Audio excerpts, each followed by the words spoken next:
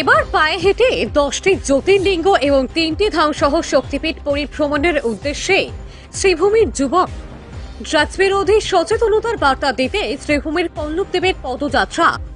আসাম সরকারের ড্রাগস বিরোধী অভিযানকে প্রাধান্য দিয়ে শ্রীভূমির স্থানীয় যুবক বয়স 32-এর পল্লবদেবের ভারত ভ্রমণ পায়ে হেঁটে ড্রাগসের বিরুদ্ধে সমগ্র ভারতবর্ষে সচেতনতামূলক বার্তা পৌঁছে দিতে সামিল এই পদযাত্রায় ভারত ভ্রমণের উদ্দেশ্যে শ্রীভূমির রানীপুরের বাসিন্দা পল্লবদেবের হাতে ভারতীয় জাতীয় পতাকা, ছাতা, লাঠি এবং প্রয়োজনীয় জিনিস সহ ব্যাগ ঝুলিয়ে বেরিয়ে পড়েছে ভারত ভ্রমণে।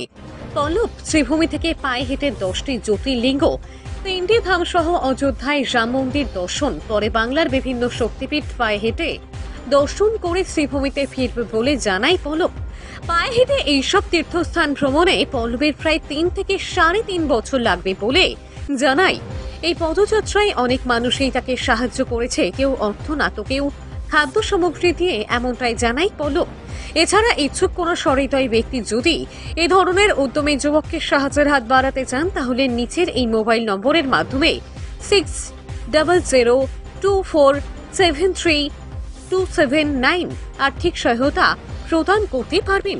শ্রীভূমির পল্লবদেবের এই অভিযানে নেশা বিরোধী বার্তার সমাজকে জাগ্রত করুক রইল যুব বিচিত্রা ডিজিটালের পক্ষ থেকে শুভেচ্ছা।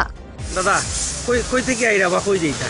আমি আইরাম আপনার শ্রীভূমি থেকে জয়মু পদযাত্রা করিয়া ভারত ভ্রমণ। ভারত ভ্রমণে 3 ধাম, রাম মন্দির, শক্তিপীঠ সবটি আমি পায়ে হাঁটিয়ে ভ্রমণ করব।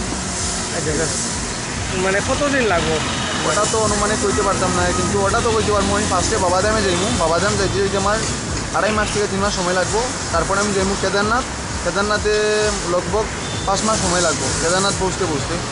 তারপরে আপনি ওটা গেস করিলেন যে কেদারনাথে যদি 5 থেকে 5 মাস সময় লাগে, বাকি 10টা জ্যোতির্লিঙ্গ আর 3টা ধাম, রাম মন্দির, শক্তিপীঠ করতে কত সময় লাগবে? মোটামুটি 2-3 বছর। ওটা তো মানতে পারেন।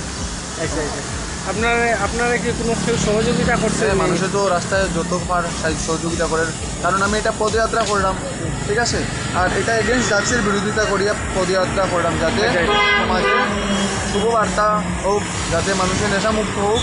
আমি ভগবানের কাছে ওটাও প্রে করি আমার দেশ যেন সুরক্ষিত থাকে। দেশ যদি সুরক্ষিত থাকে নিজের ভাল লাগবো, আর সমাজ যদি সুরক্ষিত থাকে দেশ সুরক্ষিত থাকে। আপনার নাম? আমার নাম পল্লব দেব।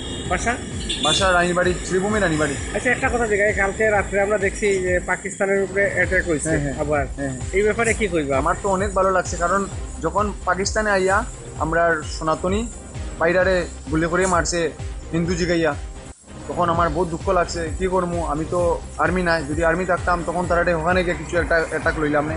যে আমরা দেশের প্রধানমন্ত্রীর উপরে আমার পুরো বিশ্বাস আছে যে তিনি যে কোনো একটি অ্যাকশন লইবা। কিন্তু গতকালকে আমরা সব ঘুমের মধ্যে আসিলাম, আমাদের মাননীয় প্রধানমন্ত্রী শ্রী নরেন্দ্র মোদী উনি একটি অতি সুন্দর ডিসিশন লইছে, পাকিস্তানের ঘরে ঢুকে জঙ্গিদেরকে হত্যা করেছে। আমার দেখে অনেক ভালো লেগেছে। এখন তো আমি পদযাত্রা করতেছি, না হলে আমি ওই বিষয়ে কিছু একটা লাইভে বলতাম। যাই হোক, আমার দেশের প্রতি আরও সম্মানটি বেড়ে গেল, মোদিজির প্রতি আরও সম্মানটি বেড়ে গেল। ঠিক আছে। ব্যুরো রিপোর্ট, যুব বিচিত্রা ডিজিটাল ডেস্ক।